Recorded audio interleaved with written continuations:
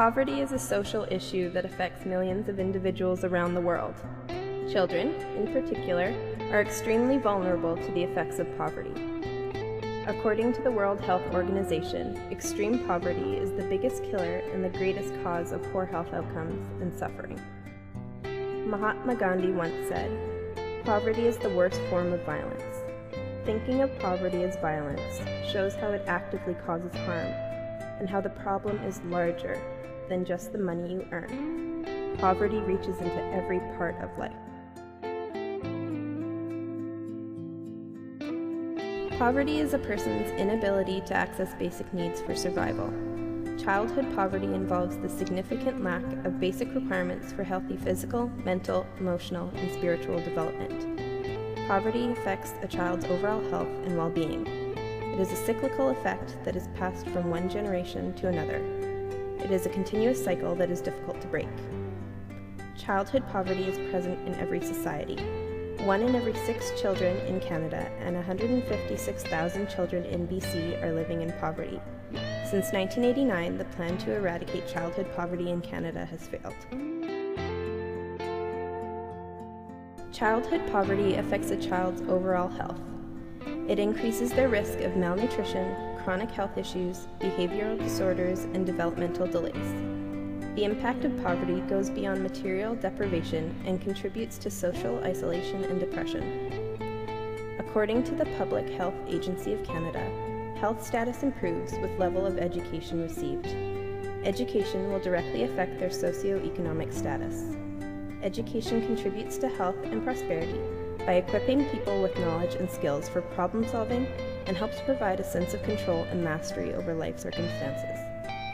The education received by children early in life will continue to affect their ability to make future choices and decisions. Therefore, the effect of poverty on children's learning developments will not only affect them while they are in school, but will also affect their future.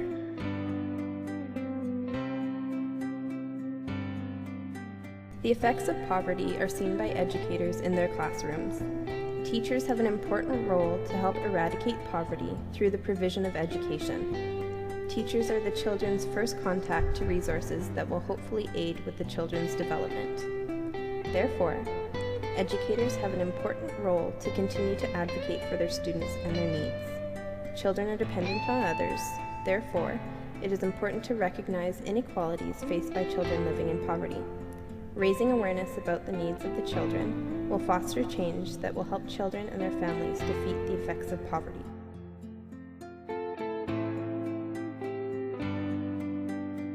Canada should create environments in which children can thrive, not simply survive.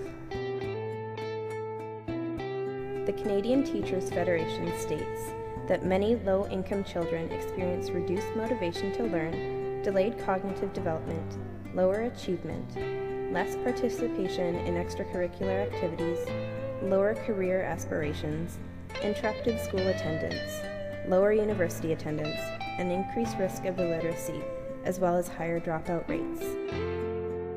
Children's readiness to learn and overall learning development is dependent on their contexts, their homes, classrooms, and communities.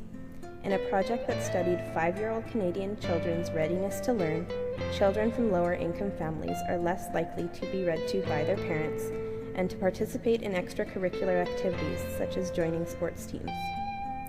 Since children spend most of their time at school, the effects of poverty are therefore evident in classrooms. Teachers, therefore, have the responsibility for children's learning. Research has shown that one person can and does make a difference in the life of a child, and children living in poverty need the teacher to be the person who believes in them and provides a reliable, positive relationship. Teachers witness the effects of poverty on children. What can this look like? Pretending that you forgot your lunch. Not getting to go on school trips. Seeing students change schools frequently because their parents can afford the rent. Students who suffer from low self-esteem and confidence. What can you do to help? Be agents of social change.